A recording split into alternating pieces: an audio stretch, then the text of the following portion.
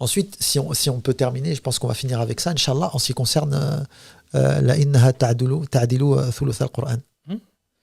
Donc, on a le célèbre hadith d'Abu Huraira, radiyallahu ta'ala anhu, et d'autres. Hein.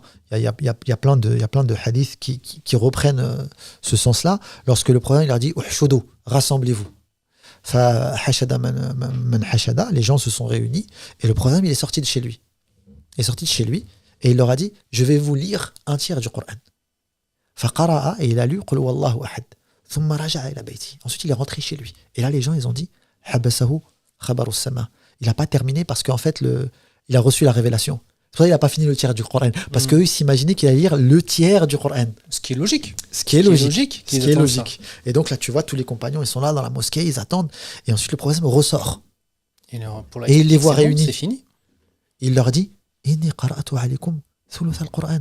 Fawalladhi nafsi biyadi » par celui qui a mon âme entre ses mains, le chapitre que je viens de vous lire équivaut au tiers du Coran.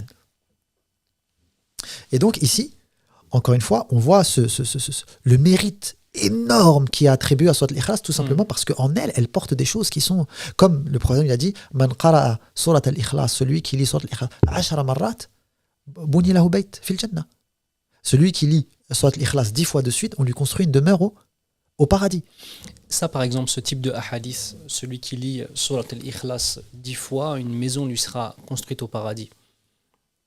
Al-Ikhlas, encore une fois, d'une âme qui a conscience d'une part des enjeux. Alors, je ne vais pas dire de tous les enjeux, mais d'une part des enjeux de cette sourate-là. On n'est pas simplement dans l'incantation, dans ce qu'on prendrait comme une formule magique où la personne va, klamakallah, avoir une vie complètement en dehors de l'islam et simplement réciter cela 10 fois en se disant c'est bon, hein, puisque j'ai une maison au paradis. Après, de manière théorique, oui, les ulama ils disent de tatabuq al-lisan ma'a al-qalb, que le cœur soit en... Non, mais j'insiste là-dessus, Chir, parce que vraiment, en fait, c'est une chose que je vois souvent, en fait, où vraiment, et je crois qu'on en a parlé là ou juste avant, vraiment, parfois j'ai l'impression que le Coran ou les tasbihat, celui qui est Subhan Rabbil Azim, Subhan Rabbil A'la, etc. Oui, sont vus comme de manière utilitariste, quoi. Utilitariste, en fait, voilà, peu importe la vie que je mène, j'ai dit Suratul Ikhlas 10 fois, je n'ai absolument pas dans ma vie de réelle présence de l'ikhlas tel qu'on l'a défini depuis tout à l'heure.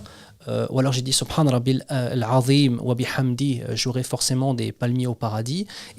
Et en fait, la personne va se construire, là on parle d'un imaginaire, elle va se construire en fait un paradis imaginaire qui sera lié à des actions qui, elles, pourtant sont complètement détachées de son existence. Alors, je ne suis pas en train de dire que il n'y a pas de récompense à dire ces sourates-là ou à dire ces évocations, même sans connaissance et sans l'appliquer dans leur vie. Et alhamdoulilah, c'est un chemin vers la tauba. Mais je voudrais qu'on parle de ça parce que moi, des fois, je suis un peu triste en fait de voir ça où les gens ont le sentiment que finalement,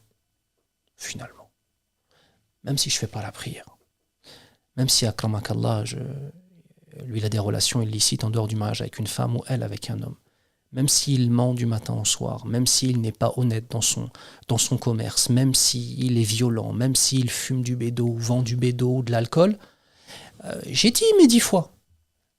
Tu vois, oui, on utilise en fait les textes, tu vois. Oui, d'accord, ok, je vois où tu veux en venir. Oui. C'est là où je veux en venir. C'est pour ça, excuse-moi, Cheikh, je veux insister là-dessus parce que j'ai vu beaucoup de musulmans qui prennent cela, je te dis, comme des incantations. Non, quoi, quasiment, après tout ce qu'on vient de dire, et le poids que renferme soit l'ikhlas, et la réforme qu'elle impose, il est clair et net que on n'est pas dans ce genre de propos ou de conception des choses. Ça, c'est évident. Après, maintenant, tout ce qui concerne lorsque la personne va lire sur l'ikhlas et que des fois son cœur il va être absent, etc. C'est autre chose. Allah, il est tellement généreux que je ne peux pas dire à la personne oui. Bon. Non, moi, t'as vu, j'ai décrit une situation bien spécifique. Je parle pas de... j'ai dit, je me suis fait un weird, je le dis 10 fois, et mon esprit à un moment s'est égaré, je parle pas de ça. Bien sûr. Alors, thuluthul Qur'an, elle équivaut à un tiers du Qur'an.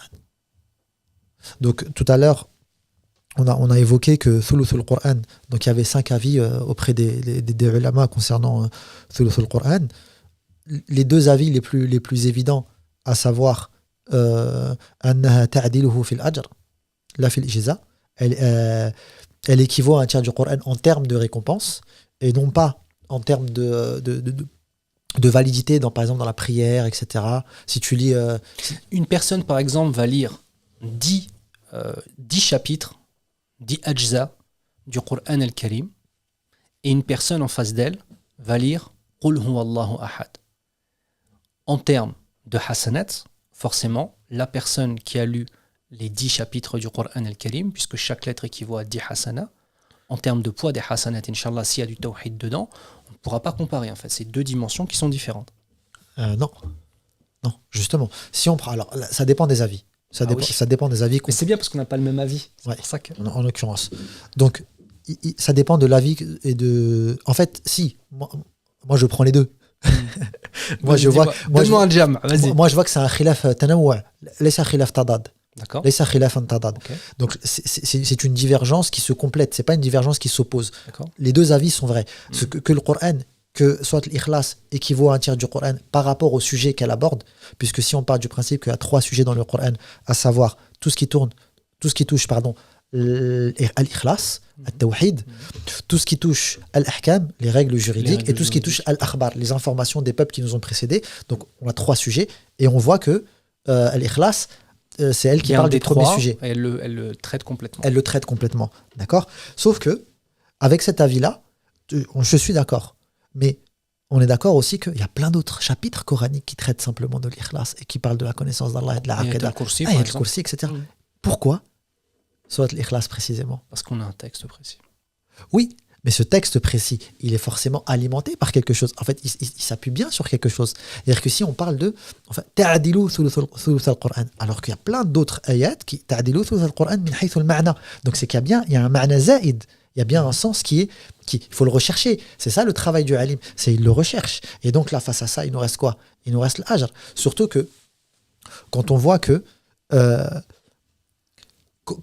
ce chapitre coranique a une place spéciale, même par rapport aux 2 autres tiers du Coran. C'est-à-dire que quand on regarde l'ahkam n'ont aucun sens. Les règles juridiques n'ont aucun sens, si ce n'est l'ikhlas. L'akhbar des qawms qui nous ont précédés, les informations des peuples qui nous ont précédés, renvoient aussi à, ils nous ont été comptés que pour voir la différence qu'il y a entre le shirk et le tawhid qui s'opérait dans... Donc en fait, finalement, tout revient au tawhid. Ikhlas, d'accord. Et ce ikhlas-là, la différence qu'on va retrouver dans Surat al-Ikhlas, c'est pas comme Al-Kursi qui se trouve dans le Baqara, etc. Al-Ikhlas, elle a cette spécificité. Et donc, le poids de ses hasanat, le poids de sa valeur auprès d'Allah lorsqu'elle est liée avec un cœur qui est conscient. Et c'est pour ça que même les compagnons l'ont compris. Et on voit que certains sont devenus leurs compagnons. Ce sont devenus les compagnons de Surat al-Ikhlas. Et donc, moi, je pense qu'on peut faire la khilafa baynahuma. Pour résumer, en fait, on a un certain nombre d'avis, donc deux avis qui sont les avis les plus connus. Le premier avis disant que la ta'dilu thuluth al-Qur'an, elle est équivalente à un tiers du Qur'an dans le sens où les thèmes abordés dans Surat al-Ikhlas représentent un tiers des thèmes abordés dans le Qur'an al-Karim. Donc, si moi je répète 3 fois Surat al-Ikhlas, je ne pourrais pas estimer que c'est l'équivalent d'une personne qui a récité tout le Qur'an al-Karim. Voilà. D'accord. Parmi les arguments, si je la récite 3 fois, ça ferait tout le Qur'an. La récompense du Qur'an tout entier. Voilà. C'est un des choses que les mashayikh évoquent, c'est que les sahaba radiyallahu anhum récitaient des sourates qui étaient longues, et il n'y avait pas plus haris, il n'y avait pas personne qui cherchait le plus la récompense que les sahaba radiyallahu anhum, et pourtant ils ne sont pas tous mis d'accord sur le fait de tous réciter uniquement Surat al-Ikhlas ou pas dans leur Qiyam al-Layl, mais ils récitaient beaucoup plus. Oui. Et on a ensuite la deuxième parole. Attends. Non, attends. Je finis le deuxième. Attends, laisse-moi finir le deuxième. Parce que tu dis Mouhim. Il m'a vu. Attends, je finis le deuxième. Tu places l'argument et tu dis Mouhim. Non, ça marche pas comme ça. Et donc la deuxième parole, non, mais on va pas. Ouais. La deuxième parole, c'est que, eh bien en fait, oui, effectivement, il y a l'essence. On renie pas que c'est un tiers d'essence, mais aussi on entend, puisqu'on a un texte qui parle de la récompense, le texte est clair. Il a un ma'na zahir, on reste sur le ma'na zahir, le sens apparent, et c'est donc un tiers de la récompense du Coran, de la lecture du Coran al-Karim. mais bien évidemment, de toute façon, et on en parlait tout à l'heure, les hasanats ne se comptent pas mais se pèsent. Oui. Les hasanats ne se comptent pas mais se pèsent. Et ça, c'est très très important. Toute hasanat n'équivaut pas à la même hasana. On peut avoir une hasana qui a le poids de 1000 hasanats. D'accord? Donc voilà. Très bien. Donc pour revenir au Bashir, au Bashir Ikhwani. Non, c'est pour annoncer la bonne nouvelle à mes frères. C'est que si on part du principe, les deux avis sont des avis reconnus par la communauté. Bien sûr. Et des avis valables. Si on prend l'avis de chaque elle équivaut au tiers du Coran, c'est-à-dire que si on la lit 3 fois, on a la récompense de la lecture complète du Coran. Chaque harf, alors le ta'dad al-huruf non, de Mujahid, je crois que c'est 300, faudrait que 326 630, 680 harf dans le Coran. D'accord. Donc tu prends ça et tu multiplies par 10 au minimum. Par 10. Sauf que on a la riwaya de ça c'est le hadith d'Abdullah ibn Mas'ud dans Tirmidhi, man qara'a harfan min kitabillah falahu bihi hasana wal hasanatu bi 10 amthaliha la aqul alif lam mim harf alifun harf mim harf lam harf. Et on a la riwaya de Alqama qui nous dit lahu 10 hasanat wa mahwu 10 sayyi'at. Donc pour chaque verset 10 hasanat donnés et 10 péchés effacés. Donc tu prends 326 630 ou 156 fois 10 pour les hasanat et fois 10 pour les sayyi'at. Tu tombes sur 3 millions. Ah, j'en sais rien, mais voilà, ça doit être 3 millions 200. On est en milliers, quoi. 260 000 quelque chose. Et c'est le minimum. Donc là, on est face à un. Maintenant, on est face à un weird. On est face à un weird qu'il faut. Tu sais que les 3, c'est dans Adhkar Sabah, Adhkar Masa, bien sûr, Dubur Kulli Salah, après chaque prière. Après chaque prière. C'est-à-dire que tu t'imagines ce weird.